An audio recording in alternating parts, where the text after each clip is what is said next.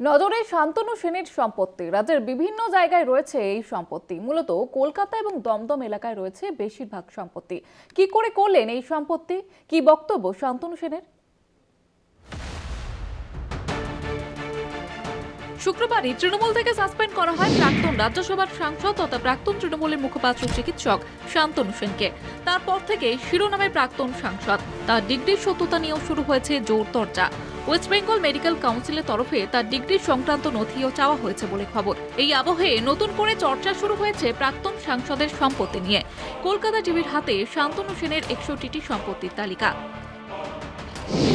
নজরে শান্তনু সেনের সম্পত্তি। রাজ্যের বিভিন্ন জায়গায় রয়েছে এই সম্পত্তি। মূলত কলকাতা ও দমদম এলাকায় রয়েছে বেশিরভাগ সম্পত্তি। কি করে করলেন এই সম্পত্তি? রাজনৈতিক ব্যক্তিত্ব, সঙ্গে চিকিৎসকও, কিন্তু তাহলেও কিভাবে বিপুল সম্পত্তি তৈরির অভিযোগ উঠল?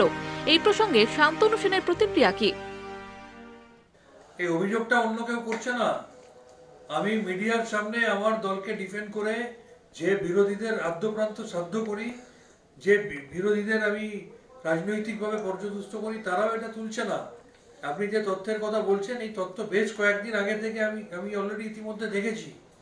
আমার দলেরই কয়েকজন যারা আমাকে সব রকমভাবে শেষ করে দিতে চায়, যারা আমার শেষ নিঃশ্বাস পর্যন্ত আমার সাথে এই ধরনের আচরণ করবে বলে আমি মানসিকভাবে প্রস্তুতি, তারা এই ধরনের মিথ্যা তথ্য নিয়ে ঘুরে বেড়াচ্ছে।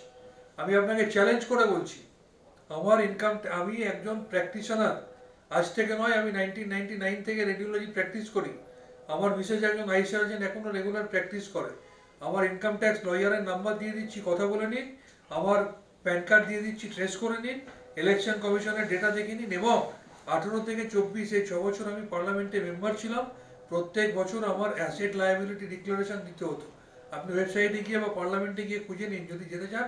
পার্লামেন্টে যাওয়ার টিকিটের খরচাটাও আমি দিয়ে দিতে রাজি আছি। একটা যদি প্রমাণ করে দিতে পারেন তাহলে আমি মেনে নেব। এটা কারা বলছে জানেন? যারা নিজেরা পাহাড় প্রমাণ দুর্নীতিতে ডুবে রয়েছে। এটা কারা বলছে জানেন?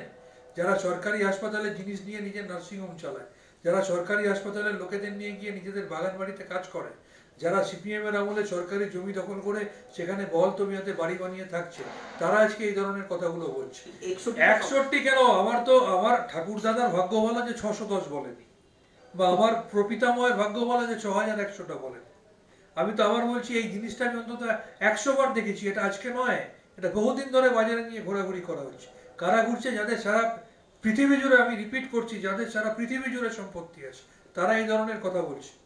প্রথম কথা, এটা অর্ধেক জিনিস ভুল আছে। প্লাস যে কটা রয়েছে প্রত্যেকটার ক্ষেত্রে, অনেকগুলোর ক্ষেত্রে, একটা ধরুন বিল্ডিং, একটা ফ্ল্যাট, সেই ফ্ল্যাটটা কেনাকে একটা সম্পত্তি দেখিয়েছে, সেই ফ্ল্যাটটা বেচা মানে দেখাচ্ছে দুটো সম্পত্তি। এরকম ভুড়ি ভুড়ি রয়েছে। এবং আমি বলছি, যে কটা জেনুইন আছে প্রত্যেকটা অফিসিয়ালি ডকুমেন্টেড, প্রত্যেকটার খোঁজ আপনি আমার আইটি রিটার্নে পাবেন, প্রত্যেকটার খোঁজ আপনি ইলেকশন কমিশনের ডেটায় পাবেন, এবং প্রত্যেকটার খোঁজ আপনি আমার যে রাজ্যসভার অ্যাসেট লায়াবিলিটি ডিক্লারেশন, যেটা আমি বিগত 6 বছর ধরে জমা দিয়ে এসেছি, প্রত্যেকটাই পাবেন। এটা আমি বুক চিতিয়ে গর্ব করে বলছি। মানে এগুলো হচ্ছে ফেক ডকুমেন্টস, যেগুলো একই কথা কি বারবার কি কথাটা পাল্টে যাবে? আমি আপনাকে কয়েকটা কাগজ দেখিয়ে বলবো। আমি আর কোনো কাগজ দেখবো না। যা বলার বলেছি, আমার আপনার ভেরিফাই করানো হলে আপনি করে নেবেন। কলকাতা টিভি।